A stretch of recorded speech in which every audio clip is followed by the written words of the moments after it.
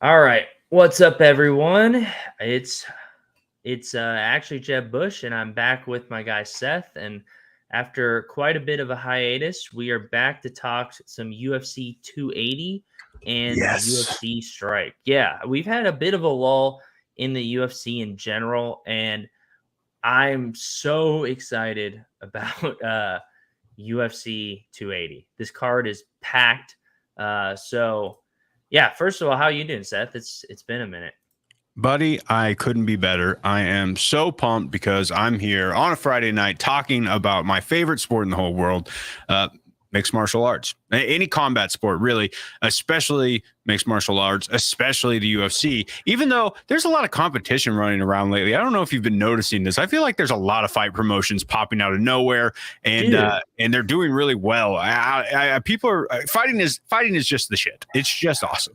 Yeah, it's Um, funny. It's funny you say that because yeah, until recently, I feel like I've never seen any like fight promotion or anything like that. And then just the last like couple weeks, I've seen multiple like promotions that are like, oh, check this out. And it starts off, and I'm like, oh, this must be like a UFC fight or card I didn't hear about, right? Like I haven't like spent the time to like see who's on it, and then it's like uh, a different name, and I'm like, oh, what the heck?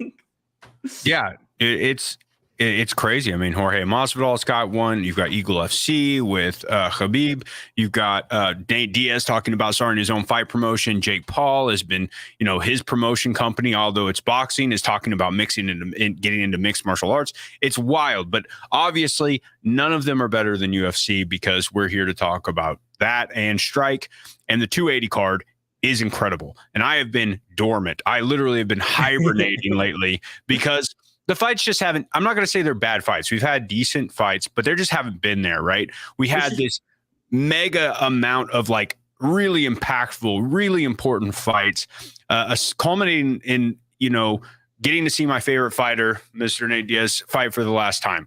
Getting true. to see Leon Edwards knock out Kamaru Usman. Getting all these things that were really, really hyped. UFC Strike was probably at its peak. And then we had a really big valley. But I think we're coming out of that valley because 280 is insane. 280 is insane, and we have 281 right after that, which is like Nipping on the heels. crazy as well. Yeah. Let me pull up the card. We can just start with that. Just talking about the 280 card here. Uh, I think this lineup is crazy. Like right off the bat, this Makhachev fight, I'm crazy excited about. I mean, I think he's gonna run through him in the first round, but I'm still so hyped to see him fight on the big stage, you know? Yeah, I think we watched him fight together, right? Or did we watch it? Yeah, I'm pretty sure we watched Yeah. Makhachev fight on a stream not long ago, and he crushed. He's Yeah. so good, extremely impressive. What's his record again? He's undefeated, correct? I think so. I I need to think check he out his was. sure dog real quick. Yeah, he's 8-0. Yeah, Yeah, and I you mean know. this is not someone that's really going to challenge him or really this is him just continuing to get that experience, build up his credentials and all that. So I think he's going to absolutely steamroll Malcolm Gordon here. But I mean, I'm just excited to see more of him, you know? Yeah, I agree. You know, the cool thing about Gordon though is we don't have that many Canadian fighters. I don't think, which is Yeah. weird. Yeah. Right? We need, those brothers, especially for the first Mint crew. Those are brothers up north. I feel like we got to find more of them. So Yeah. Malcolm Gordon, being our dude from Canada, I'm pumped. But I'm sorry, Makhachev has got to win this one, right? Yeah, I think he takes his head off for Remember, sure. this is a prelim. This is Yeah, a I prelim. know. I think Makhachev now he is still he's fresh legs, young, and he doesn't have the name yet. But if you're in the sport right now, if you like the sport, he's a big fighter, right? If you're just casually liking UFC 280, you might not know about this, but it's perfect that they put him on the undercard because now you're going to see some super up and coming talent. But it's still it still pays off. Like the whole Mhm. card is stacked. Now the undercard has even got some serious talent. Yeah. And I think like you said, people like us who've kind of been following the UFC like are very aware of who he is, but just him being on 280, even though it's the prelims, I think gets his name out to a bigger audience. I think especially if he has a very like crazy win, dominant performance, I think that really just moves him up in the eyes of the public as well as like within the UFC itself. So yeah, if you look too, he's been fighting on some pretty big cards too. On both of the cards, he fought on both of the I think both of the England cards, right? Okay, so he beat Cody Durden at Fight Night Volkov versus Aspinall, which was the UK, and then UFC Fight Night Blades versus Aspinall, which was also the UK. So he fought in March and in July. Both were wins by unanimous decision, and then that really sick guillotine choke. The guillotine choke is the one we watched together, the one before that. I remember that. And so, yeah, so since he's been in the UFC, 2-0. And then he was 6-0 before getting in the UFC. So these are both on big cards. I think he's going to be a big name moving forward. Yeah, 100% agree. 100% agree. Any of these other prelim fights that really stick out to you that you're super excited about? Well, yes, actually. So Volkan Ozdemir versus Nikita Krylov. That's number 8 and number 10. Light heavyweight bout, very good one. I like Nikita Krylov. I also like Volkan Ozdemir. They're both very good. Armen Petrosyan versus AJ Dobson. I'm a big fan of Armen Petrosyan. He's not like quite. I think he's kind of on a bit of a slide right now, but minus 205 is pretty nice. Both those fights I think are going to be really, really good. To be completely honest, I don't know that Abu Akar Nurmagomedov versus Godzi. I don't know that one that well. I feel like I should know this fight, especially where they have it stacked. But I don't. I believe Godzi is undefeated. 13-1. Okay. I was looking at this fight yesterday. This fight actually looks interesting. I don't know exactly what to make out of it because I'm not really familiar with either of these fighters. But it looks like two like legitimate fighters. I mean, the odds kind of tell you that it's going to be a good fight. It's not like there's not one person super favored compared to some of these other fights. So I don't know. This one, I believe, I don't know. I feel like yesterday I decided that I was going with Godzi as my pick on this fight, but I mean in general, I'm excited about that one. And yeah, this 8 versus 10 lightweight fight I thought was a solid one as well. Trying to see what else. The Ozdemir Krylov fight is really exciting to me. I think that's going to be a really, really good fight.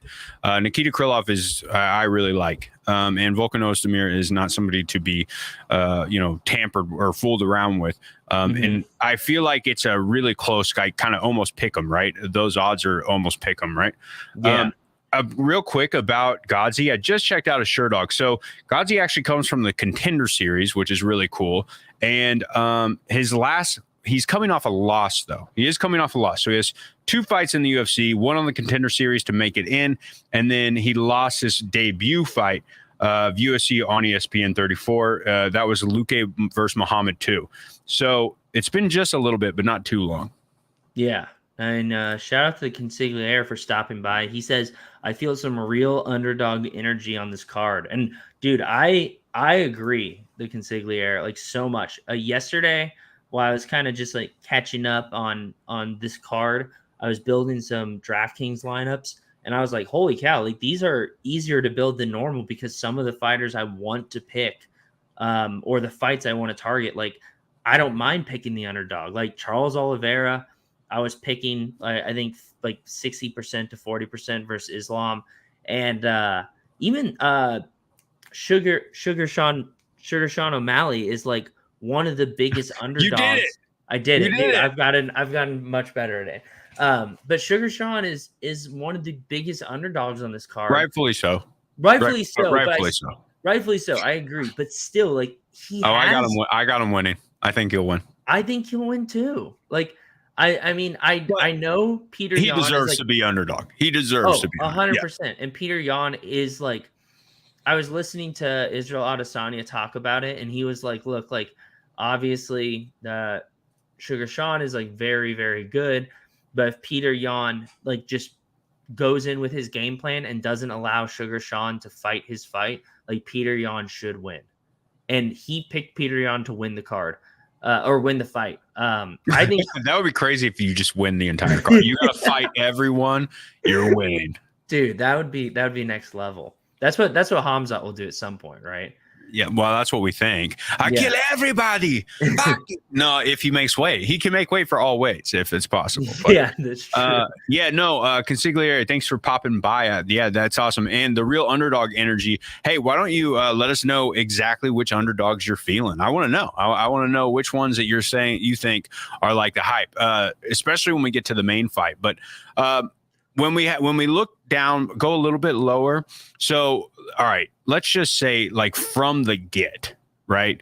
We've got Belal Muhammad versus Sean Brady. This is an insane fight. Sean Brady is 16-0, correct? Is he 15-0 or 16-0? 16-0. Oh, 15-0. 15-0. He's saying so I've been listening to things. He just keeps saying he's going to go 16-0. So, but the man to stop him is, if you don't know, at Diddley. Diddley is one of the best UFC Strike members you could talk to. Dude, true. He's awesome. Top 100 collector and everything. He's a big fan of Belal Muhammad. Right. Belal Muhammad is somebody I really, really enjoy as well. But at the same time, Sean Brady is kind of bad. Can Belal stop him? Yes. But I think that there is, I don't know, this might be one that ends in submission here. Yeah, this was Darius versus Belal especially. So there you go. This is exactly the fight we're talking about. Yeah. This is going to be such a good fight to kick off the card, dude. This is such a good fight. I can't decide who I'm picking either because, like you said, I mean, Brady being 15-0. Whenever I see someone, like by default, whenever I see someone that's undefeated on a prelim, I'm just like, okay, they're gonna win. Just because usually the way it works is like they're still kind of building their case and getting their experience. But I mean, this is Brady clearly trying to like take the next step. As he's a number 8 and he's fighting a number 5. So this is not like a gimme by any means. And I think this fight is definitely a toss up. True. He's 21-3 though. I mean, that's like almost different. And a no contest. Remember, Belal's the one who got poked in the eye by Leon Edwards. And ended that weird run. I agree. Okay. Consigliere making a good point. 15-0, you can't afford to take another tomato can. Oh, and yeah, 100%. You're goddamn right. You're not getting a tomato can of Belal Muhammad right here. That's 100%. You're not. This guy can fight. Number 5 for a reason. This is a true test for Sean Brady, and this is, to me, just going to be such an exciting one. Yeah. And I'm also excited about this fight. I'm going to butcher his name, but I saw him fight his last fight, and he was extremely fully tattoo guy. Mm-hmm. Yeah. What is his name? Chow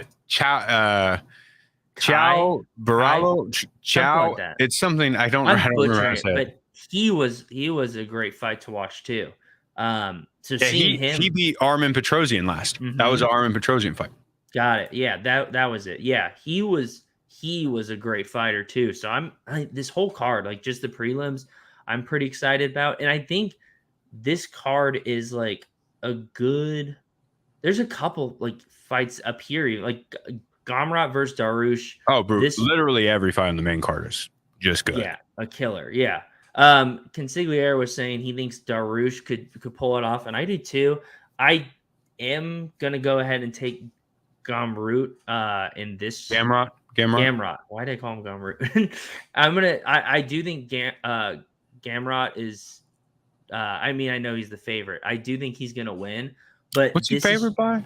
Very little. Like, I mean, dude, these are so close to not even being upsets. Like, you know what I mean? Like, these are they did such a good job at picking two fighters that I feel like there's nobody's running, especially since our last major card was like fights that were so lopsided and almost unfair. That this fight, everything seems so close. I could see them going either way on any one of these fights. Yeah. And this one's interesting too, just because both their styles are very much like similar. So like both of them are going to want to take it to the ground. But once again, that's both of their strengths too. And both of them can stand up and Well, rock. yeah, so likely this will be a fight that doesn't go to the ground. If both are comfortable at the ground, then they're probably going to want to stand and bang. You don't want to give either one they're not going to lose their upper hand on any point like that. So, I definitely think that this could be a banger. Something interesting about the Chow though. I wish I could say his name right. The Barallo fight. Mm-hmm. Okay, so on this card, Barallo actually, his last two opponents, he beat Armen Petrosyan. I remember that. That was the fight we watched. And then he also beat Godzi to give Godzi his first loss, who was the fighter early. So both of the last two opponents that he beat are on this card, which is pretty cool underneath him. So he's climbing up the ranks, right? Which is pretty cool. He beat Godzi and he beat Petrosyan. Okay, that's where I've seen Godzi before. Yeah. Okay. Yeah. Now it's all getting pieced together here. It's hard to keep track of it's hard, and there's a lot of names that get really hard to keep track of. No, but yeah, he that's exciting to see him even just like making moves and hopefully like getting to a point where he could be ranked. Because I know I feel like I watched like a video about his like background and how he's kind of like recently started taking fighting a lot more seriously and working a lot harder at it. And that's always exciting to see someone kind of finally like break past that barrier and start to like really evolve into like a weapon, Yeah, I agree completely. As of right now, up until this point, we do not have a single fighter on UFC Strike, correct? No. As of are you saying the prelim card? Up until this point, right? There's no Bilal, right? There is no Bilal, right? No.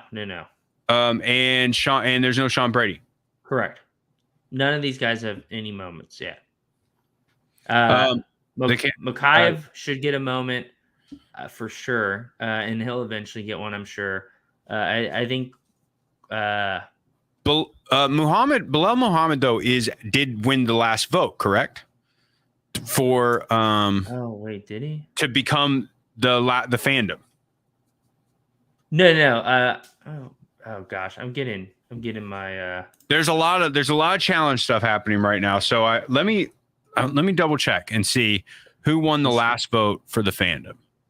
I think Makhachev was on there, but I don't think he won. If I remember. No, Bilal Muhammad. I mean. Oh. Let's just check real quick. Yeah, let's double check. Okay, the fan vote hybrid. Why is there only one? There's going to be 1,265 rewards. There was 5,784 burned moments for them. And what was the actual moment that we got that ended up winning the vote? That was Mustayev. Who ended up winning it? This guy. Bilal really? Magomed won it? Yeah. Bilal fandom was from challenge before last. Okay. There we go. Thank you, Rebel Reseller. I appreciate it. What's up, Rebel Reseller? How you doing, man? It's good to see you. Reseller coming off a hot streak. Now in the Champions Club, making big moves. Rebel Reseller, one of my favorite follows on Twitter by far. Oh yeah, no. If you enjoy UFC Strike, he's a must follow. He tweets out. I think he tweets out more than either of us, specifically about like useful strike information. Oh yeah, I could basically just retweet him and try to take any credit I possibly can. Yeah. Definitely. He crushes it. He's the best. So if you don't follow Rebel Reseller, go follow. But I'm sure you do if you're watching this. Anyway, so crazy week. That's good. As for moments, so we kind of haven't had a moment up until this point. Now we're getting into the main card, the kind of other parts of the main card. The meat, Chookagian versus Mandenfior both have a moment. Chookagian is a weird one because Chookagian is actually her name is not Chukagian on the in the moment itself. Don't you think that's weird? Yeah, that is. It's like her old name, which I can never remember what it is. Huh. Interesting. Trying to look it up. Why can't I get moments to pull up on UFC Strike? Sometimes their search function is so annoying. So much better than it used to be, but sometimes it can be a little frustrating. You can't start to search for the next name, or it just pulls up everything. It's weird how it parses a string for sure. So this one is going to be a fun fight. We were supposed to have this fight a while ago. It kept getting bumped, and I think it's found a perfect home for this card. There we go. There we go. Thank you. Once again. That's the last name that she has on Strike, but they still use it's weird because they still use this name. Do you know what I mean? Like, do you think that's weird? Like, she still fights under Caitlin Chukagian, but but her strike is, whatever. Yeah, that is interesting. I wonder why that's the case. So yeah, we have talked about the Darush fight. I think that one will be very super close. Good chance it goes the distance. And then we have the Petr Yan versus Sean O'Malley fight. Petr Yan, he does not have a moment, I believe, correct? Petr Yan has a legendary moment. Oh yeah. Okay. Or a champion moment. I'm sorry. I'm calling it the wrong thing now. Yeah. So this fight, I'm so excited about this. I know Sean O'Malley is one of the biggest underdogs on this card, but I think this fight, I just hope it's good. I'm rooting for Sean O'Malley to win, but I really just want this to be a good fight. And the consigliere I mentioned before, you can't afford to find any more tomato cans. I think it's the same thing with Sean O'Malley. He's 15-1, not 15-0, but it's the same thing where this is his real first true test. If he wins this, he's really leveling up and starting to make that push towards fighting for a belt. But this is the first person he's fought where he's been an underdog, I believe, right? What was he? No, Pedro Munoz, when they went into that fight, wasn't he an underdog? It was slightly underdog. Yeah, but he's kind of stepped up in the last couple fights. But no, people hate him. People hate him because he hasn't fought who they want him to fight. People say you fought nobody. People say you fight cans. People also love him because he's good at marketing himself. I think he's a lot better than what people give him credit for, but he also has a lot of hype behind him. So I can understand why people also don't want to give him credit. Right. And maybe it just looks like whatever. He's just a name, whatever. This one is Giannis is not a step up. It's going from the first floor to the penthouse 100%. It might be going from, probably might be street to the penthouse. This is a crazy jump up. Right. But at the same time, I think it's time. I was about to say, I guess it is a crazy jump up when I think about it, but it's almost overdue at this point, I feel like he has to fight someone of this caliber instead of slowly working his way up. It's time to make that push and to really see if you can win a belt, because like you said, he's great at marketing. He's built this brand, but that's going to die out if he doesn't actually, take himself serious as a fighter and try to live up to these expectations he's set for himself. Right. Well, if you think about it like this, he didn't want to fight anybody in the top 10 until he got paid like he was in the top 10. Well, his contract is renewed. He's got a way better contract now. I bet he makes more than Petr. He's doing really, really well. It's time for him to step up. 27 years old. He's going into the prime. He's got 5 years of his prime. You might as well start fighting the best guys right now, because if he loses to Petr, what's he got to lose? People go, okay, you lost to number one. right? This is a large jump up. They're not going to go, oh, Sean O'Malley sucks. As long as he doesn't get completely owned, if he even makes this a reasonable fight, people are going to go, oh, okay. Like, he could even move up in the rankings. He's fighting number 1. If it goes to decision even, you're talking about something that's like, this is a huge deal. This is a fight he needs for his career, for people to take him seriously. And I think people really want to see this is the upset that people really, this is the biggest, like, this is the crazy upset. And I think he could do it. I think he could too. I don't know. Maybe I just am not like hot enough on Petr Yan. I mean, I know he's an extremely good fighter, but I don't know. Our last fight we watched him with Aljamain Sterling was like embarrassing. Yeah. And it's just Sean O'Malley just has such an insane like rate of strike. His accuracy is incredible. He's very, very agile and slippery. I just feel like I feel like at the very least, like you said, I think he's going to put up a very, very good fight. But I low key think he's going to pull an upset. I just feel like, I don't know. Like you said, he's entering his prime. It seems like this is his first true test, but I don't know. Maybe I've just been thinking about it too much and I've just slowly convinced myself that he's going to win. But I really do.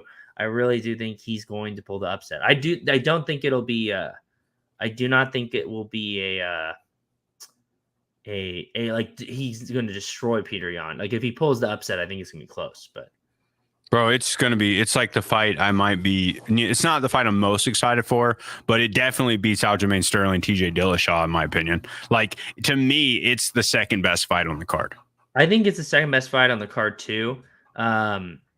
Yeah, and I agree with what Rebel Resellers. I don't think we have either. Yeah. I think he's moving into his prime and he's getting the money he needs now. As long as he keeps his head on straight, but from what it sounds like, I listened to most of his podcasts. Yes, he likes to get a little wild after fights, but in camp, he seems extremely dedicated. He's all about sleep. He's all about rebounding, nutrition, everything. He looks crazy, but I think he acts the part of a super athlete. And ever since he joined and built any type of brand, like just very early on, he was all about winning a belt and like saying like he wants to be the very best. Like he has a crazy ceiling, and this is really the first fight where we're going to see how much of that ceiling, how close to that ceiling he's going to get, or if he might even like break through it.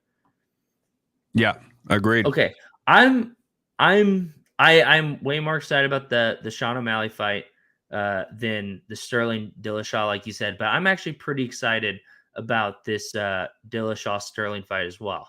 I think this will be. I do think, unlike the Sean O'Malley fight, which could end under 2 rounds, I do think this one's going the full distance for sure. And I think the odds reflect that, if I remember correctly. Really?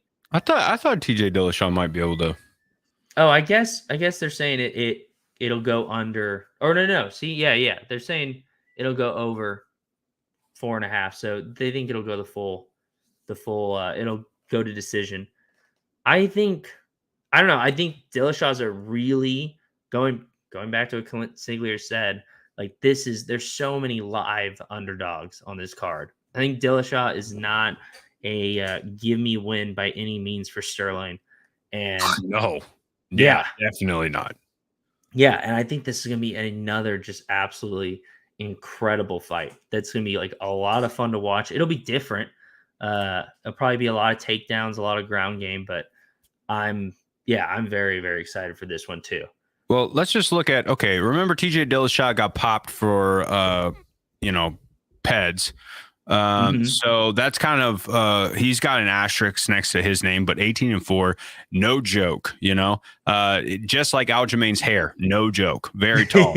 But if you look at his last fights, let's look. When he came back in 2021, his last fight was that win against Corey Sandhagen. That was a split decision, but that was a wild fight, really good one to go watch. Corey Sandhagen is a beast, and Right before that, he lost to Triple C, Henry Cejudo, which dude, it's Henry. It's Henry Cejudo. That's crazy. But then he beat Cody Garbrandt, and this is Cody Garbrandt back in the day when Cody Garbrandt wasn't just.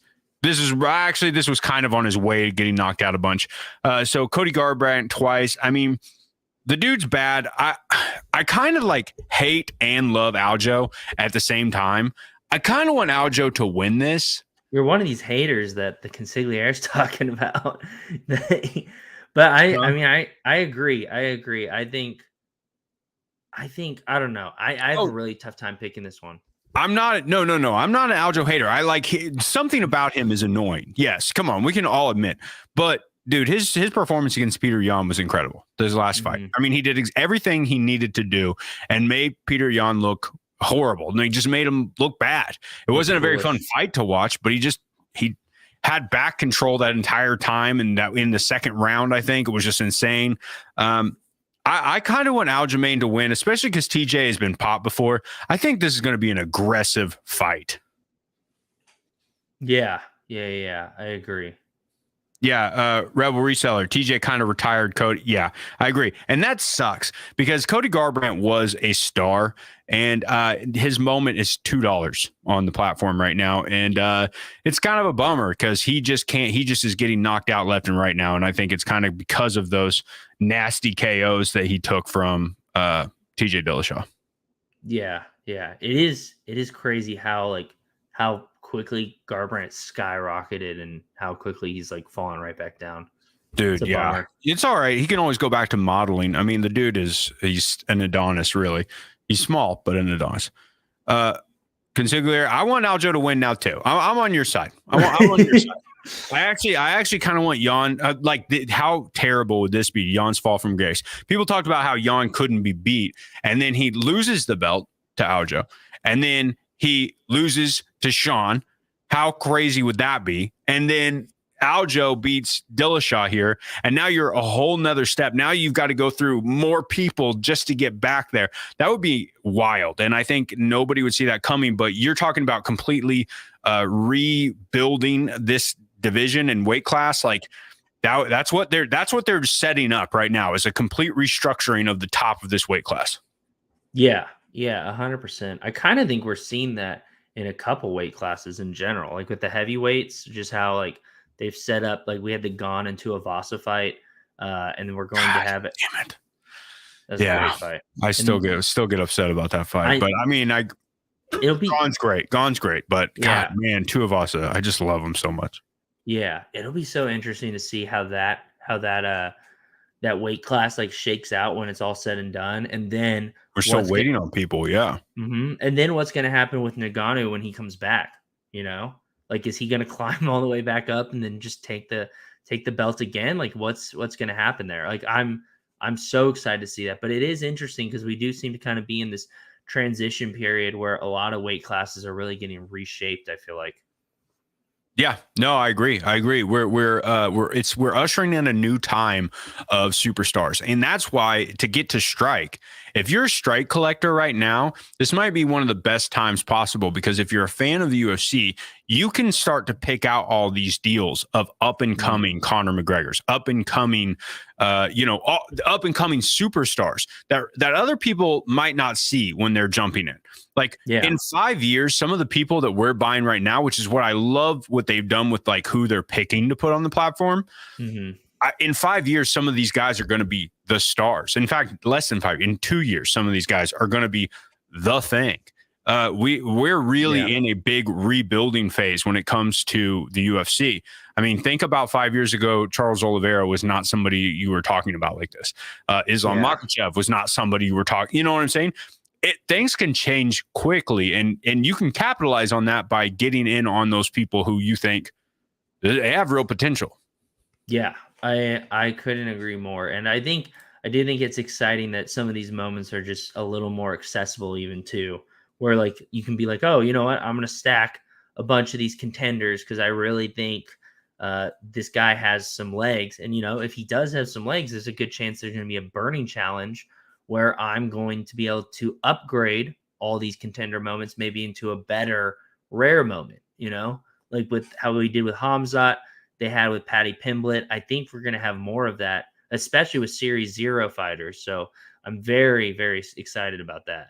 Shout out to Rebel Reseller. I think that's a super amazing choice. Top 10 Shavkat holder a few minutes ago. Well, smart move, brother. Congratulations. I mean, that's a big one. That's like, if he was like angry and yelled a lot, he'd be the same as Hamzat right now. Like, you know what I mean? Like, people would be like, oh, nobody can stop him. Like, Hamzat just happens to have done a little bit more to show his, like, I don't know, to be marketable. But yeah, dude, that's where you're at. And how much are those right now? That's a good question. Let's look. Oh, also, if we pull this up, can you go to your moments and look up Magomed Mustaev and Bilal Muhammad? Did you burn for those? Because I have them in my collection, but if I click on them, it says moment not found. Oh yeah, I got that. I think they're bring still me loading. to anything. I think they're still loading. I have the most recent one, and oh, there it goes. It wasn't loading before. Shavkat you got number 53, dude. Killer. Yeah, I know. I was pretty hyped about that. Also, one thing I think is kind of cool about this one is the date is 420. So if you got the serial 420, it's 420. Double. It's double valuable. Smoke up, dude. No, that is cool. But also, what's cool about this one is that's a pretty sick heel hook back kick. Yeah, this is a great moment. And then the Bilal Muhammad one, I ended up getting 211 on the Bilal Muhammad. Nice. The Bilal is out of 723. That's great. That's great. Like, solid. As a collector, we kind of want Bilal to win this. We kind of want Bilal to beat Sean Brady, to be completely honest. Like, true. Rebel Reseller got a 3-digit for $5 of Shavkat. Wow. Jinx. I will say one thing I do find interesting about Strike, kind of going on a bit of a rabbit trail here. I do think it's interesting that it's just so. I feel like with Top Shot and NFL all day, I see 3-digit serials on the floor like all the time. Like, you go up $1, you can get a 3-digit, no problem. With UFC Strike, I feel like I never see that. I feel like the 3 digits are just so like scarce. Like, people are holding them. People are holding those more than anything, I think. So interesting. I feel like people don't mark them up either.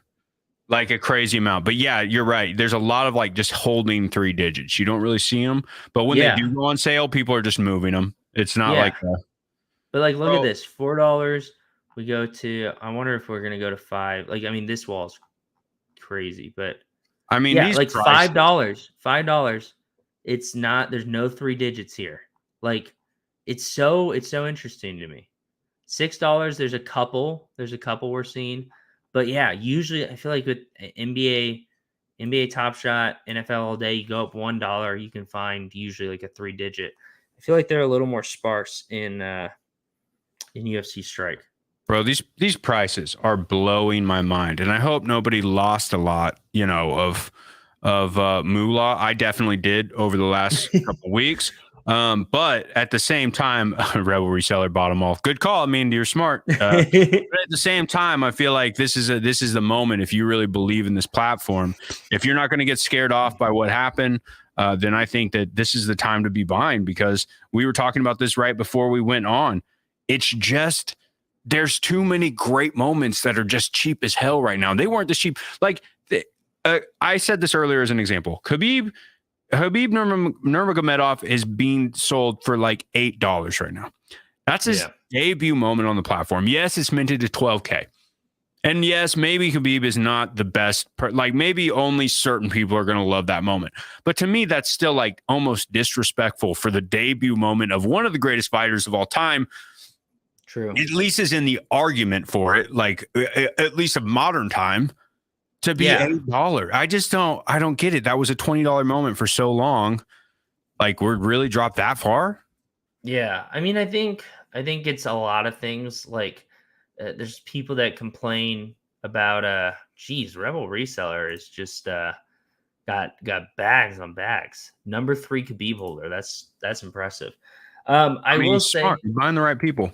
Yeah, I agree. I will say, I think it's a combination of a lot of things. Like, I do think there's obviously been complaints about account values going down, but we're in a recession. Like, everything is going down. People have inflation's going up, and the government and the world is trying to get a hold of it. Interest rates are going crazy, so people in general just have less fun money to light on fire. And So that's as why a we like watching people punch each other in the face, because the world is the world is a vampire. Some smashing pumpkins. But yeah, so we like to watch people fight. Yeah.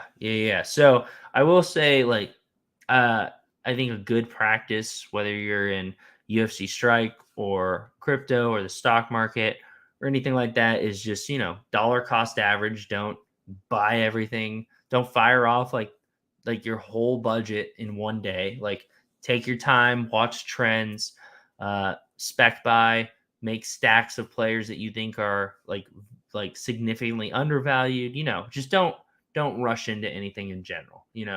This is not the time to be aping into anything. God, I want to say something that's just disrespectful. Charles Oliveira is a $3 moment right now. I think it's also down because of the challenge, because he's the farthest from the bottleneck. We'll talk about that after we finish talking about the card. Because I think we're at the fight. That's why I was looking him up. Yeah. The legendary I actually want the most from S1 or S0 is the Charles. Yeah, that one's a banger. Oh, all right. So let's finish off this card real quick. We have the big fight that everyone's extremely excited about, including myself, and I would imagine you as well. We have Islam versus Charles Oliveira. I think this fight's going to be this fight's insane. I'm so glad it's finally happening. I know Oliveira is the underdog. I personally think he's going to win. I feel like he's just got a lot of momentum on his side, and he has, especially after like having the belt taken away because of the whole weigh-in thing with Gaethje. Like, I think he just feels like he has something to prove, and he wants to say, like, I'm the greatest fighter of all time, and I think if he wins this fight and wins a couple more and gets that belt back, he can make that argument. So I do feel like he has more momentum going into this, but I mean, Islam's the favorite for a reason also. I mean, I think Charles is going into this with an 11 fight streak, 11 win streak, and Islam is going into this with a 10 fight win streak. Someone in the chat can confirm that if I'm wrong.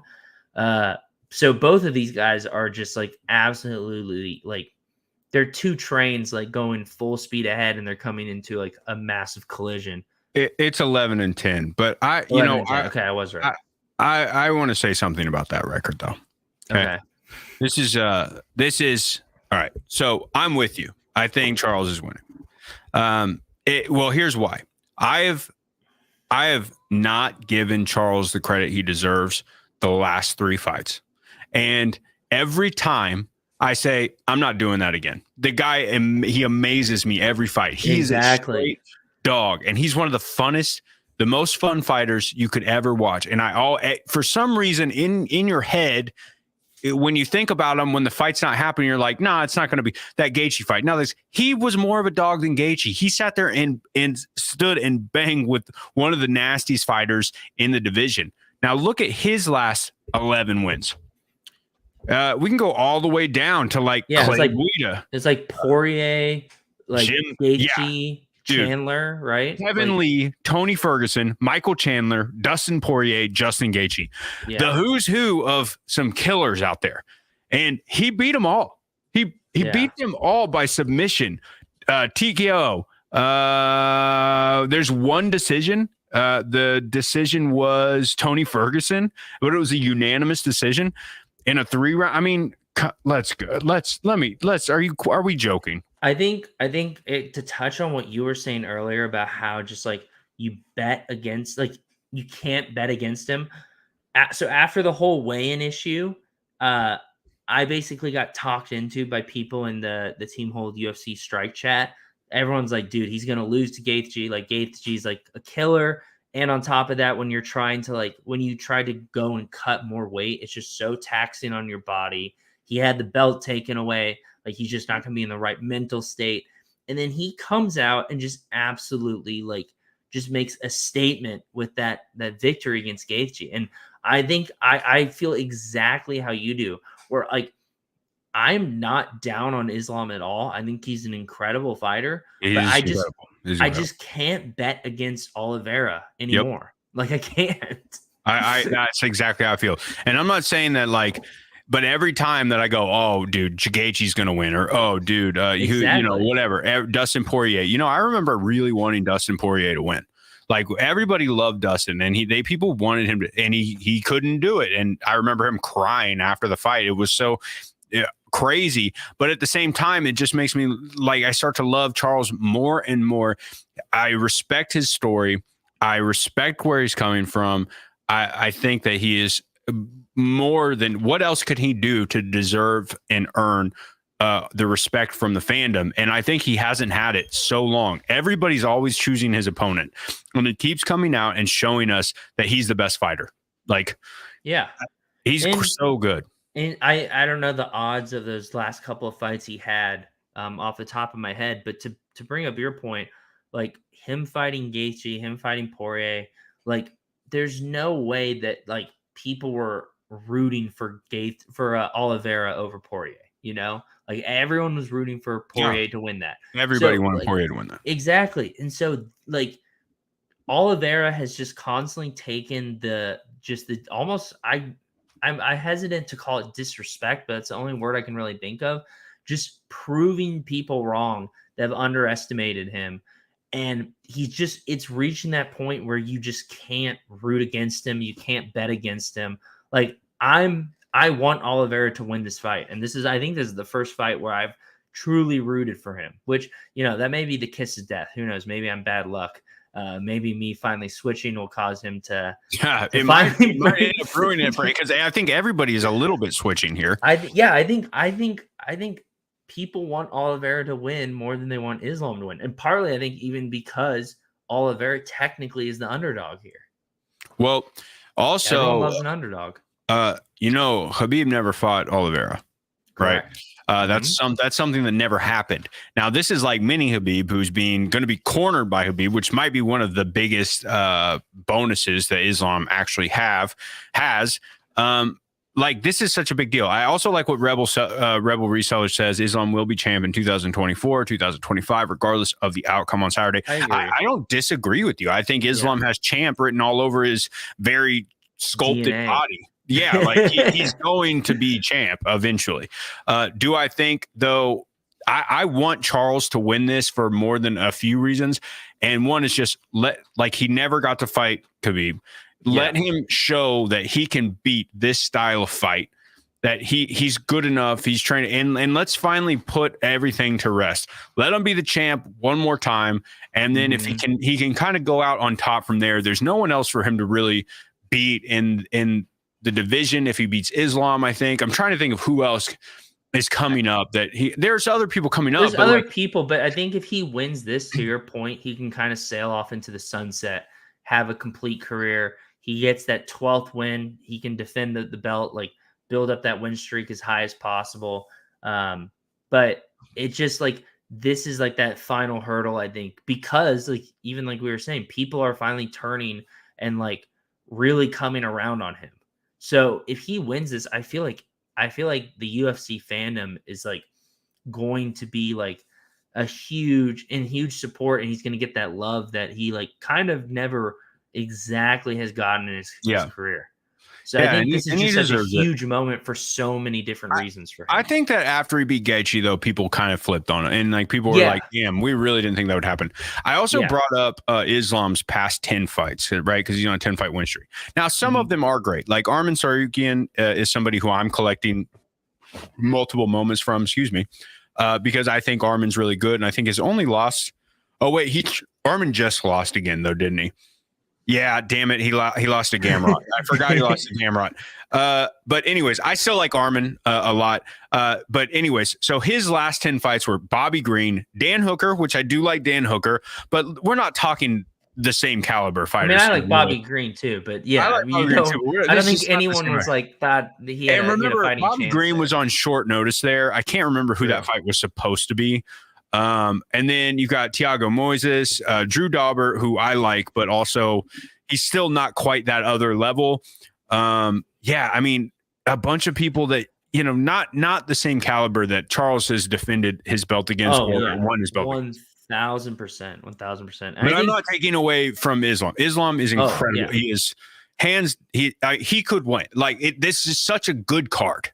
So yeah, no, this is such a good card, and this is such the perfect title fight or main event for this card. Like I will be glued to my seat for this thing. I think one thing we didn't point out that might be the most important overall in terms of who's going to win this fight is I would say Oliveira has better tattoos than Islam. And I do think that is a pretty big deal. So I think that's going to be why I end up choosing Oliveira here. Hey, that could be it. That could be it. I think that we got to break down, you know, we've been on here 50 minutes talking card, talking all this stuff. I think we got to break down a little bit of what's going on in Strike with the card and the challenges before we get out of here for sure, right? 100%. Let me pull that up because I think this challenge is interesting. I will say there was part of me that was a little disappointed as someone who is, I believe I'm still top 10 for the Sean O'Malley contender moment. I believe I have 40 of those. Really? Nice. Yeah, I was bummed that wasn't used, obviously. But I mean, I have an Islam rare, and I was kind of a little bummed that the fandom moments were kind of the bottlenecks for this. Like, if you think Islam's going to win, you have to have the Congo. And if you think Charles Oliveira is going to win, you have to have the Michael Chandler. And I mean, I get it because it wouldn't make sense for the Islam rare to be the bottleneck if he wins. But then what would they do for the Oliveira side since he only has a contender and a champion moment? So I understand kind of why they did it the way they did. I think just there was a small part of me that was a little bit bummed that, you know, if I didn't have certain fandom moments, I was would have to buy them at an inflated price.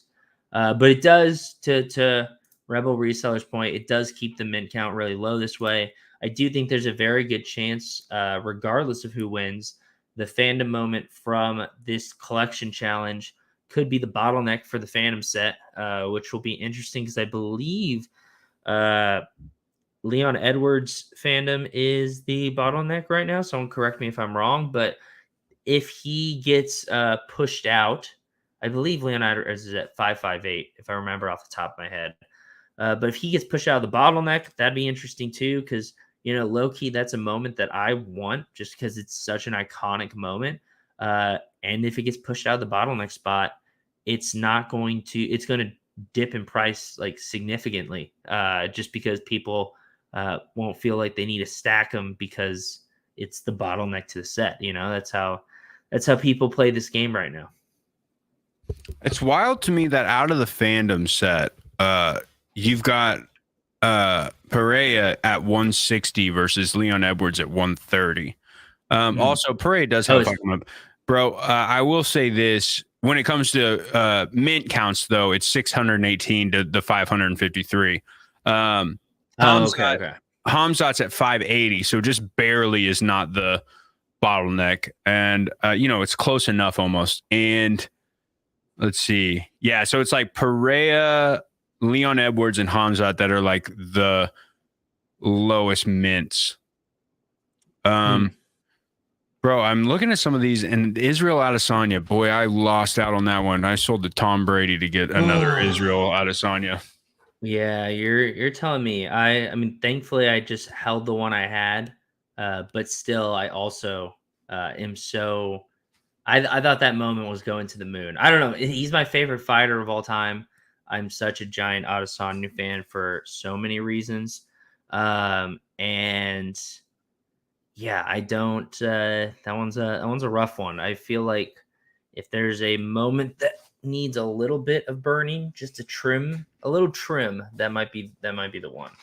I Um, paid Rebel Reseller. Got really close to it, man. I paid like 265, I think. I mean, technically, I paid 500 for it because you had to do the market spend, Yeah, yeah. So, but I do have Adesanya serial number 316. Adesanya 316 is my favorite Bible verse, so you know, it's not a Adesanya complete wash. 316. Yeah, Adesanya 316. That's a Bible verse. Yeah, yeah, yeah. In the Bible, the Dana White Bible, Oh, okay. it's got I was like, "There's no book of Adesanya, is there?" Because that there is should be. That There is should fun. be. Oh god, that's so crazy. Ronda's my favorite. I never collect doubles of anything except that one. Hey, crazy that Ronda Rousey was not a little higher than what I thought it would be. Yeah, isn't Also, what up, Jimbo M2G? What CCs for Yeah. UFC? Champ Club, baby. Yep. That's so if you have a legendary moment, Jimbo, you have access to the Champions Club, which I think I don't know. Top Shot is starting to roll out some really interesting IRL utility that's not directly stuck to like the world's Top Shot. That things are getting Right. interesting, but I still feel like that the number one coolest thing in I think NFTs in general is the utility that the champion clubs bring. I agree. Like right now, the fact that you they got to keep it up, but I do, yeah. if you own a champion moment, if you attend any fight, you have access to the Champions Club. They have all these events. They're giving away. Now you get free merch just for holding it. I'm trying to think what else. Like so many Champion Club members have been able to meet like all these big fighters. Dude, that's what's insane. Yeah. It's so cool. It's so cool that they're able to do this, and I'm really excited to see how it evolves over time. Because there are going to be more champion moments. Are they going to at some point are they going to say, well, Series 1 champions moments no longer have you in the club? Or I don't know. It'd be very interesting to see how they do that. And yeah, you get Fight Pass with the Champions Club too. You get so much utility in the Champions Club. There's nothing like it. If you live in Vegas, like especially, or if you live like in an area where you feel like fights are coming regularly enough, it's not like you have to fly out to see a fight. The Champs Club's lounge is just insane. You might as well just freaking buy a champ moment and start to sign up for those because the lounge is wild. I can't believe it. I wonder if they'll ever, as more champs come out, up it to like you have to own 2 champs or you have to own 3. Like, so Robert Reseller saying it'll stay 1 champ until at least the end of 2023. He literally just said that. Okay, cool. So yeah, but I would imagine he took the time to learn all that because he just joined the Champions Club. That's my boy. It would be a bummer to join and then for them to be like, all right, we're phasing that out. Like, hey, what was the champ that you got, by the way? I missed it. I don't remember. I remember he posted on Twitter. I definitely smashed that like button, but I don't remember which one. Rebel, let us know what champ you got. I want to know if did you open it or did you saved up for it and found it or you moved some stuff around to get it, like move some other Rebel. around? So Rebel Reseller, he got to appear on the Deal or No Deal, the Deal or No Deal segment on Team Hold.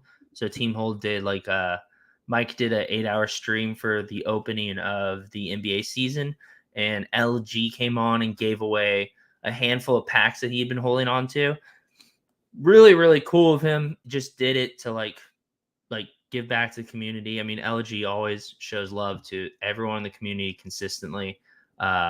When he's a top dog, so props to him for that. But Rebel Reseller got to play, and he hit the jackpot on the there was one Series 1 rare pack, and you had to spin a wheel, and he got that pack, and then he pulled a Kobe tribute LeBron moment, which is like $1,000 moment, and then a rare Jokic debut moment, which is like a $1,200 moment. Yeah, so somebody on a heater.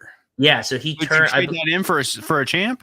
Yeah, I think if I remember correctly, he sold the Jokic, and he got a champ moment, and then had some gravy on top to, Bro, rise the leaderboard of the Khabib leaderboard that's and the what was the other leaderboard he was on? We that's just what we talked about need. it. Yeah, Shot Rachmanov.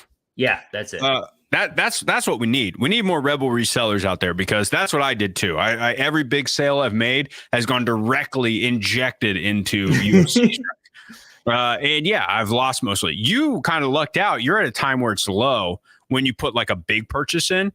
I love the purchase of Royce too. I mean, come on, the very first sick. one, but no, UFC 1, right? That's so cool. Oh, UFC 4. This is the Royce fought UFC 1 too, right? I got to look this up. I went back.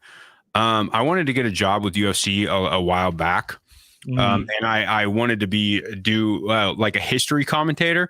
And so what, my daughter was in the hospital for a while. And so while she was in the hospital, I sat and I watched which is probably embarrassing to people, but I watched every single UFC moving forward through like when I started watching in high school. So like 1 through, I think I stopped at like 37 or something, but like how crazy UFC events went from like 1 to like 37, how different, how far we've come now. It's really, really cool. But yeah, UFC 1, he won. Yeah, that's what I thought. Okay, boom, we got it right there. Joe Kick is amazing. He's no Gracie. That's right. True. Tank All right. right. UFC 1 must have. Yeah, that's a good one. So did you get both of these just in case? No. So you didn't have the Chandler. Yeah. So right now, I don't have either of the fandom moments, but I have the Islam and the Sean O'Malley just from collecting. Like I didn't, the Islam I pulled in one of the it was one of the best rares you could pull in the packs. Yeah. Yeah, and one of the challenges where you burn, like one of the burn challenges, I've been max paxing those burn challenges, and I pulled an Islam in one of the Series 1 packs, which was pretty hype. But yeah, I don't have either of the fandoms. I know Rebel Reseller, I believe he had the Chandler, and he sold it and bought the Congo. Which I thought was a very ballsy move, and hats off to you for doing that, because that's calling your shot. Mad respect for that. But I'm at this weird position. So I had my Islam listed. I just delisted it before we went live, actually, because of the rumors that Volkanovski might replace one of the fighters. I believe in this fight, right? There's some weird rumor. I don't know how true it is. I showed it to you, Seth, before. But there's some weird rumor that one of the fighters in the one of the main events is struggling, and Volkanovski, he said he was told to be ready to come in and replace someone if needed. I don't know how true that is. I haven't looked super deep into it, so I could be just read a tweet and just assumed it was true. But reading that made me delist my Islam, because I was like, oh boy, I don't know. I don't know what's going on. So, Jeb, I'm pretty positive. That's crazy that they set that rumor out. That's probably just get even more people to be like, oh my gosh, this could be crazy. But he's been the backup for that fight, I think, for a while. I don't think anybody's going to miss weight or do it. Like, I think this fight is. Well, they already did the weigh-in today too. So yeah. I don't think there's anything that could be like a problem for. Yeah, like I think everything's good. Yeah. Okay. I cannot wait though to see Volk versus. I can't wait for Volk to step up. I mean, I feel like Volk will crush if he fights either of these two, to be honest. I think. Oh, dude, really? See, I don't know. I think Volk is one of the pound for pounds, but that's what I was going to say. He's pound for pound. I don't know how you beat him. I don't know. He almost got choked out before. He didn't. It's true. He's beatable. He is. Who knows? He can bleed. That's for sure. Show my screen real quick. Bring my screen up. Yeah. I just want to show you some weird stuff that's happening. So we see here, I'm one of the top collectors of Bryce Mitchell. Love Bryce Mitchell. I think he's got a fight coming up. Also, the lowest ask, 1.8 USD. What the hell is going on here, guys? So this has to do, if you click on it, you can't buy it, and the floor is actually $4. Yeah. I forgot why this was. I just read about this. I think it has to do with the Gaia marketplace, or because you can take moments off of UFC now, or it has to do something with flow, Right. or something like that. It's like some weird thing that they need to figure out. But yeah, I'm pretty sure it has to do with the fact that they're like, oh, now you can take moments uh off of UFC Strike and put them in your wallet, which, I mean, that's cool in itself. But also, I think it's a combination of that and just like flow and the fluctuation of price or something like that with flow. I read something about it. It's completely escaped my mind. So But it has there's to do just been something a like that. bunch of weird, things popping off with, They did fix a bunch of them. Okay, thanks, Rebel. Thanks, guys. I really didn't know because I didn't notice. I wasn't on the marketplace at all today before this. Also, Okay. this looking at this Yuri Prohaska for $4 when that fight is confirmed. I guess we could talk about not this fight, but we could talk about a couple of fights coming up. Just to say, hey, here are some fights or some moments you might look at getting for the future. You want to do that? Yeah, I'm down. Are you, really quick, to wrap up the current challenge? Are you planning to complete it, or not? I have both of them completed. Okay. Wow. Yeah. So you're sitting pretty. I have every moment on the platform except for 3. Well, okay, besides legendaries. Oh, okay. I was like, holy cow. No, but I have everything but 3 moments. There's 3 rares I still need to get, and I will probably be getting them November 1st. Need another payday. You know what I mean? But with prices this low, I'm like, oh, dude, I gotta get these moments. Like, what am I doing here? Yeah, I taken a break. I think it's kind of not taking a break, but I had stopped like being so vigilant on the marketplace just because I think things kind of slowed down. Because it's just like, oh, burn contenders to get packs, and I was like, oh, I'm down to do that all day and try and hit rares. But I'm not gonna obviously go and buy moments when clearly the floor is going to be a little higher than it should be because everyone's buying to burn. So I definitely took a hiatus from like really being vigilant on the marketplace and just coming back and looking at, especially at some of these Series Zero. I'm such a Series Zero maxi. Some of these prices, I cannot believe that like Khabib and Nagano and like Patty Pimblett are so low.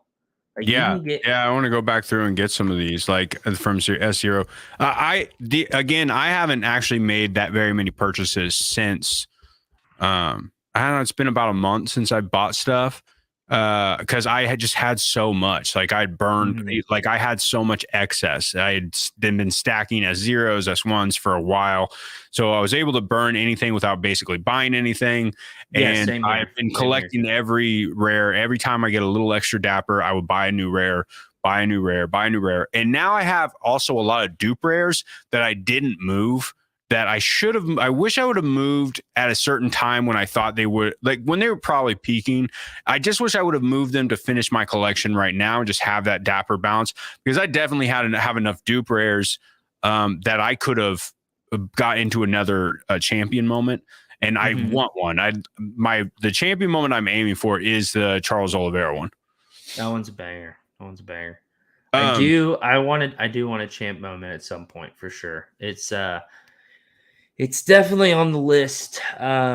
Just there are things that come up where I'm like, I'd rather have this right now, or I'd rather just, dude, I see the Series Zero floor prices, and I'm just like, dude, these are. Oh yeah, like, we know more are going to get burnt. Like I'm just going to keep buying, like replenishing my Hamzat stacks that I sold when he was for a challenge, my Patty stacks, continue to increase my Ian Gary and Ngannou stacks. Like I think I have like 30 Ian Garys now. I burned a couple Ian Garys in the last burn, but I want to get some back. Ian Gary is the one where I'm like, why have they not made a rare version of the Ian? He's such a great up and comer. I can't Well, believe they haven't that's done a the burn thing. We challenge. know it's coming though, right? Like at some point, especially if he just keeps winning, like they're going to require Gary's to be burned to get a rare Gary. Like I feel like that's inevitable, especially if he keeps winning. So I'm like, okay, I will just continue to stack. It's a true like rookie card. It's his very first fight. When badges do eventually come, it'll be one of those very cool badged moments as opposed to some of the others. Like there's going to be some sort of like rookie badge attached to it, I would imagine. But yeah, you can pretty much just get the floor is basically $4, which is interesting because the floor used to be 2, like before we started burning all these moments. But like everything's $4 now. Yeah. Like there's 3 moments that are $5, and then Nagano's 7 and Hamzat's $9. Yeah. And the consigliere, like I'm not saying in terms of uh like how good of fighters they are. I'm just talking about Series Zero, and I meant to say Hamzat instead of Khabib. That's why. But because Paddy Pimblett, Nagano, and Hamzat are kind of the three big names for Series Zero in terms of like historically which has had the highest prices. I do think, like you were pointing out before, Seth, I do think that Jiri at $4 is a pretty sneaky one because he's going to need a rare at some point, right? Yeah, he's also so he has a fandom moment right now. He has the common, and he won the belt. I mean, so he's due a champ moment, and if he defends the belt against Glover, then I think Glover, not Glover, Glover, Yeah. then I think that he should get a champ moment soon. Yeah. I agree. He's a fun one too. People love that moment. That's like the crazy elbow off the back. Like that moment's crazy. He just bounces that dude. That moment was $18-$20 all day, every day for months and months and months from the start of the platform. Like that moment, I think even got up to like $30. Yeah. Yeah, getting that Staples and You Honda mean when it's Center, at the Crypto.com arena consigliere? I've never heard of the Staples Center. But yeah, what? No. Hold on. Tai Tuivasa already has another fight booked, and I missed it. Really? Yeah, wow, December 3rd. Tai Tuivasa versus Sergey Pavlovich. Okay, this is a big step down. I mean, not really. Sergey is 16-1. That's pretty wild. I didn't realize his record was that high. But okay, so December 3rd, we got another Thai fight. We've got Kevin Holland versus Stephen Thompson. That's a fight coming up. Do you want to share I have a bunch of the fights. Yeah. Go for it. Okay, so all right, so our next fight after 280 is going to be Calvin Kattar and Arnold Allen. I love Calvin Kattar, but I'm sorry, Arnold Allen here again. I think Arnold Allen is going to win this one, and I hope he gets a moment. Really would love to see an Arnold Allen moment. I actually do have quite a few Calvins. He lost his last fight though too, and that's kind of a bummer. Nobody else on this fight card except for Khalil Roundtree. I think like I'm looking for a moment or something that's special. This is kind of like a meh after. This is not a big one, but it's Halloween weekend. I just don't, they're probably like, whatever, we'll just throw this card out. This card I would have loved. We got Daniel Rodriguez versus Neil Magny, but Bryce Mitchell versus Mosfar, I think, is like canceled. I don't really understand what's going on here. I need to figure out more information on this, but this is what I'm talking about. This is going to be great. I love Bryce Mitchell. So buy Bryce Mitchell's. I think that would be pretty good. Rebel said it was announced about a week ago. I totally missed that, dude. 281. Look at how many moments you could buy, right? Israel Adesanya, Alex Pereira, Carla Esparza, Zhang Weili, Dustin Poirier, Michael Chandler, Frankie Edgar. Frankie Edgar's last fight. Dude, Frankie Edgar's last fight. Let's go. Way to go out. Like, okay. Want to watch this one. Dan Hooker versus Claudio. And then what's the prelim on this one? Anything good? Dominic Reyes.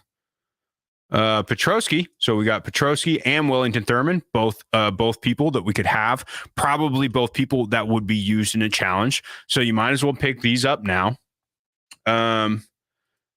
Fight night. There we go. Derek Lewis versus Sergey Spivak, and then Cody Brundage versus Cody Brundage fighting. I don't really know his opponent. Let's see. What else do we have? This one. There's another one that you could be buying for right now, right? Oh, we lost Jeb.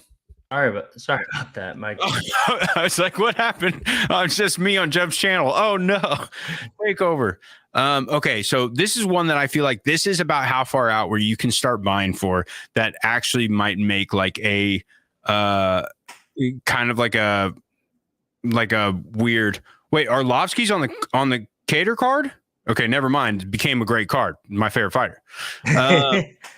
This is so December 3rd. Look, you could be buying Stephen Thompson's and Kevin Holland's, which I already did. Stephen Thompson.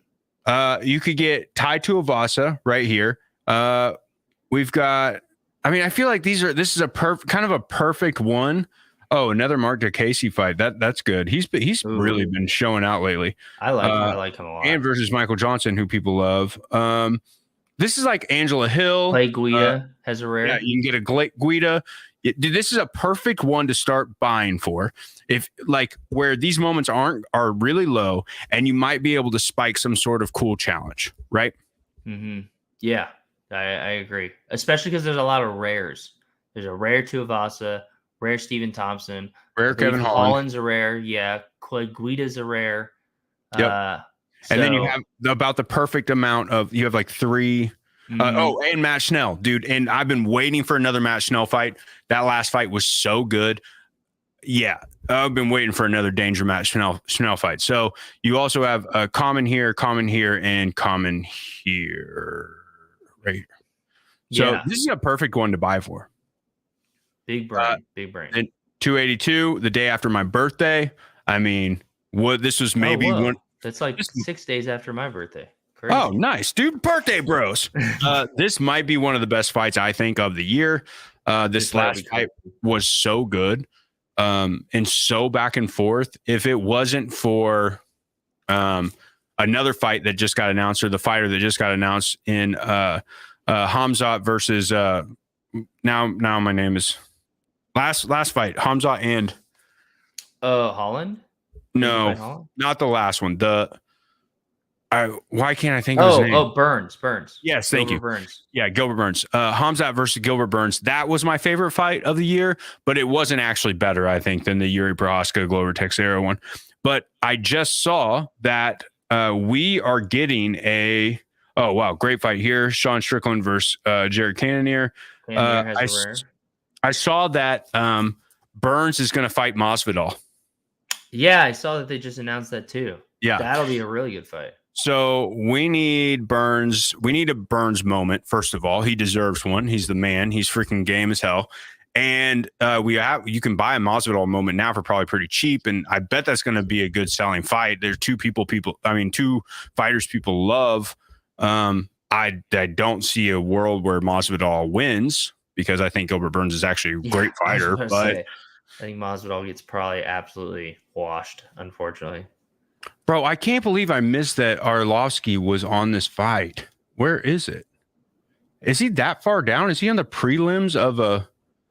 Yeah, there he is. My boy, 34-20, dude. Who has a record like that? That's what I'm talking about. And yeah, Rebel, I think it was confirmed like a week ago. I want to say it was confirmed. I saw today, but but I've seen the rumors on it. Like, I saw people start talking about it. Oh wait, Chase Hooper's on this one. Hey, there we go. Just Chase Hooper as well. So this actually has a pretty good undercard. I'm down to watch this undercard.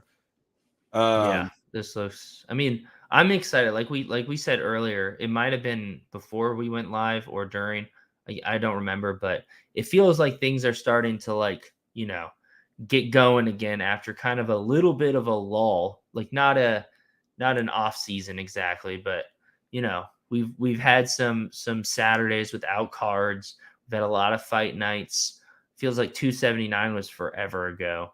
But now we got 280 and 281 which both look just insane. That Adesanya fight will be absolutely crazy. Adesanya fighting his number one hater of all time.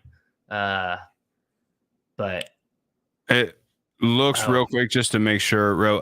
There's no signature. possible. Yeah, no signature. You're right. No signature. Now, I saw MMA News and I think MMA Media tweeting about it today, though. So I feel like if they're trying to book it for Rio, this is a very likely fight. The only thing I'd be worried about is like it being a mismatch. Just I don't think. I know game bred. I know, but dude, that would be a really big selling fight. And they should give Gilbert Burns. They should give Gilbert Burns a big fight, a big name, and a win. Right? Like this feels like a great fight to give Burns. So anyway, I didn't mean to cut you off, Jeb. That was no. You're good. But yeah. I think I'm definitely very excited for this fight. Yeah, I think it's great, dude. I think, you know what? I think tonight I had a really awesome time though, getting to talk UFC with you. Dude, it feels good. It feels good to be back. You know, I know both of us have been super busy with real life, with our like real jobs. Just, you know, a lot going on in the world. But it feels good to sit down and talk some UFC with you. Yeah, man.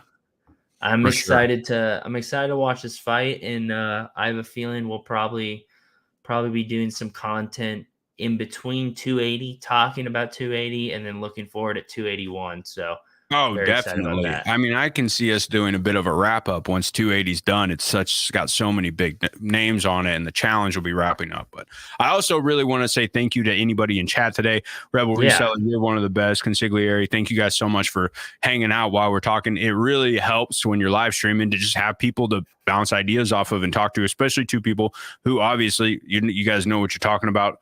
I was about to say, like fixing our mistakes so that way people, when they watch it back, aren't just angrily in the comments like, you idiot, you don't know what you're talking about. Which is the only problem with live streaming. And you guys know, it's easy to make mistakes. It's easy to make mistakes with UFC. There's a lot of fights going on, a lot of people in there. So many names. I also, Waleed with the Arlovsky thing, dude, I might not have even known if you wouldn't have said that. So thank you so much. I appreciate that. Shout out to Waleed, a quality member of the Discord. Always got some very solid takes.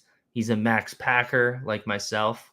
That's right. Which I can appreciate. Have you been maxing out the burn challenges for packs? I didn't do one. One time I decided not to burn. Every other time I've burned as many as I could. But one pack round, I was like, I think I was giving away packs. And so I don't know. I just didn't burn any. I don't know why I decided not to, but I just didn't. But I mean, I've done every other challenge except for one. And I think the only reason I didn't do it was because it was specifically only packs. And I just decided, I don't know. I've been burning nonstop for packs. How many moments are you burned up to yet? I think I want to say 75 or 90 or something like that. It's crazy because I was very like anti-burn in the beginning. Like when the when the Hamzat challenge happened, I wasn't convinced he was going to be worth burning. I was wrong about that. When the Patty challenge happened, I still was like, I think I'm just going to sell out of this at an inflated rate. I don't think it's worth it. And since then, like when they started doing packs and they're just like, oh, burn whatever contenders you want, I'm like, yeah, I can trim some of the fat. Like I haven't had to buy a single moment for these. I'm just trimming some fat off of some moments that I'm not super hyped about, that I'm like, okay, you know what? I want to make sure I have at least one of these, but I don't need 6 of them. Right. That's and I've been ripping all these packs, buying all these packs, getting reward packs, all that stuff. So I realized, like, I mean, I have 412 moments right now. Like I have a lot. Dude, you have more moments than me. Yeah. So I've gotten, I think the first round, I got really lucky. I got 3 challengers out of 5 packs. And since then I haven't hit anything crazy, but still, you know, I got, I did get my Islam in one of those packs. And I believe I got one other like challenger I was really excited about from those packs as well. But yeah, I've been having fun. I like that they're burning like big chunks of moments. Like we're seeing like 15 to 20,000 burnt at a time, which I think is healthy. Like it's not causing the market to fluctuate super high, which is not good long term. Right. But it's getting rid of all these extra moments, and we're getting rid of tons of Series Zero, which makes me excited. And I just keep buying up Series Zero moments because we know more are going to get burnt, and there's just a lot of fighters in there that if they ever burn for a rare, I don't want to make the mistake I did with Hamzat, like Rebel Reseller saying. I didn't think there's any chance that thing would be worth it, and that was such a massive W to take. So yeah, I did the burn. I took a big L not burning more. I had plenty. I could have burned for 3, and I only burned for 1. Dang. Yeah. I mean, you still burned for 1 at least. Yeah, but I'll never sell that 1. So it's like that. It's kind of like I didn't really like. I mean, if it hits a certain number, I feel like you'll sell, right? Like at some point. I don't know. It's just to me, it's like it's what's locking in my rare set, which is funny because those are like the couple that I don't have. So, but it's the hard one. If I get rid of it, then it becomes really hard to finish the rare set. Yeah. And yeah, this is kind of my thinking. Rebel Reseller is Series Zero is cheap. It's just such a great collection of fighters. It's nice and small. Like Series 1 is wrapping up, but it's much, much more extensive than Series Zero. Series Zero is very comprehensive. It's very easy. And we know that a ton more are going to get burnt. And so it's just like, okay, it's like kind of hard to like lose money on Series Zero. Like they're going to keep burning it as long as they continue to burn them. Yes. Yeah. I mean, eventually they'll stop, but like I would imagine they're going to try to burn from 24,000 down to like 15,000, 12,000. We're not even close to that right now. I hope they get even lower with the S0 burns. I would hope so let's too. just keep burning the S0. Like they'll always be burning S0s for a while. Like they'll throw in that you can burn some S1s or whatever, but I think they should continue to just keep going. Yeah, I agree. I think S0 should be the most rare moments on the platform, at least on the out of all the contenders, it should be the lowest circulation. It is the Genesis. So, but yeah, I mean, Francis Ngannou, you can't go wrong with that, especially at the price he's sitting at. And maybe you get a rare. Come back. I pray. We need him to come back. The UFC is just so much more exciting with him in it. Yeah, we'll definitely have to talk heavyweight soon, but I got to get out of here and same here and hang out with the old lady and stuff. But dude, thank you so much for having me on again. Yeah, dude, it was so good to do this. I'm excited to do it again in the future. Thanks again to everyone in the chat who hung out, and I hope you guys have a good weekend. Yeah.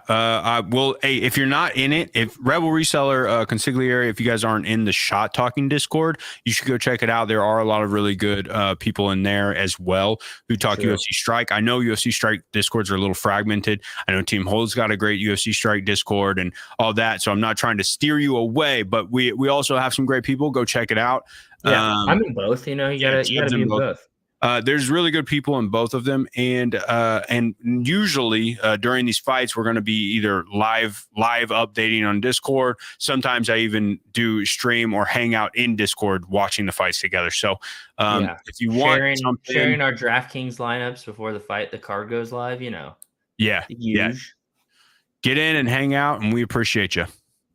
Hell yeah! All right, thanks everyone. Thanks Seth for hanging out, and we'll see you guys soon. Let us know what you think about UFC 280 as it's happening. I'm hyped. Yep. Later. See you guys.